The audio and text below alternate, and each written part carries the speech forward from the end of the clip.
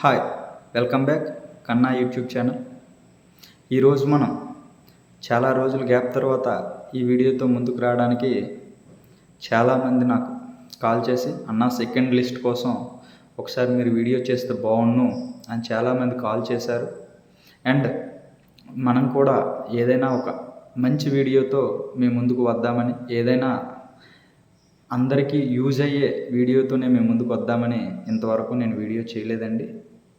అయితే ఇప్పుడు మనకి డిఎస్సి ఎంతమంది అయితే అభ్యర్థులు రాశారో ఇంచుమించుగా అందులో 500 నుంచి 1000 పోస్టుల వరకు బ్లాక్ లాగ్ అయ్యే అవకాశం ఉంది.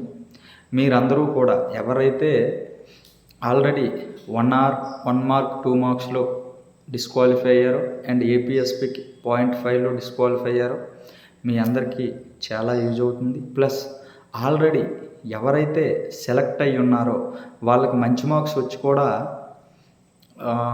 దగ్గర జిల్లాల్లో కాకుండా దూరం జిల్లాల్లో చాలామంది అభ్యర్థులకి పోస్టింగ్లు వచ్చాయి.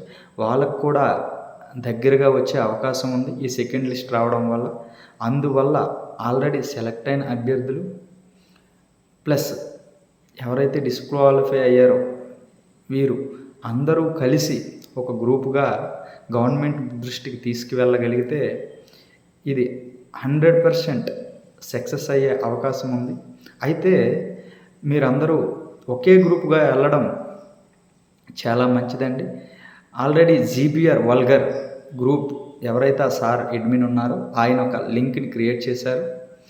నేను కూడా అదే లింక్ని ఈ వీడియో కింద డిస్క్రిప్షన్లో పెడతాను. అందులో ఆ గ్రూప్లో మీరందరూ జాయిన్ అయ్యి అందరూ ఒకే ప్లాట్ఫామ్ మీదకి వచ్చి మీరందరూ గవర్నమెంట్కి రిక్వెస్ట్తో మనం ఫైట్ చేసినా కానీ అది రిక్వెస్ట్గా ఉండాలి. మన ఏదైతే ఈ 5-6 సంవత్సరాల కష్టం ఉందో అది గవర్నమెంట్కి తెలియపరిచి చాలామంది ఈ 37 మార్కులు 38 మార్కులు వచ్చి కూడా ఏజ్లో డిస్క్వాలిఫై అయిన వాళ్ళు కానీ 37-36 మార్కులు వచ్చి ఇదే లాస్ట్ అవకాశం అయిన వాళ్ళు కానీ వారి యొక్క జీవితాలు నిలబడే అవకాశం అండి.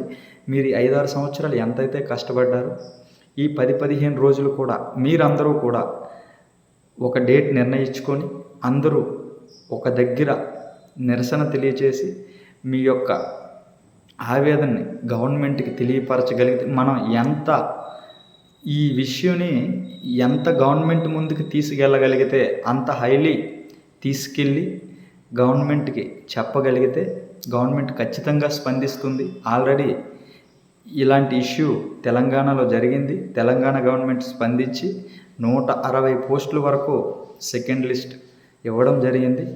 మన ఏపీలో కూడా మనం గట్టిగా ప్రయత్నించి ఏదైతే సెకండ్ లిస్ట్ ఉందో దానికోసం గట్టిగా ప్రయత్నిద్దాం. దానికి నేను కూడా మీకు ఏ విధంగా సహకరించగలను. మీరు కూడా అందరూ కూడా ఏదైనా ఇప్పుడు ఏదైతే ఆ గ్రూప్ ఉందో ఆ గ్రూప్లో ఒక డేట్ని నిర్ణయించుకొని అందరం కలిసి కంపల్సరిగా వెళ్ళి గవర్నమెంట్కి మన యొక్క ఈ ప్రయత్నం చేసి గట్టిగా ప్రయత్నం చేసి మన యొక్క ఈ సమస్యని పరిష్కరించుకుందాం. మీరందరూ ఆ గ్రూప్లో జాయిన్ అవ్వండి. జాయిన్ అవుతారని నేను గట్టిగా భావిస్తున్నాను. ఓకే, జై హింద్.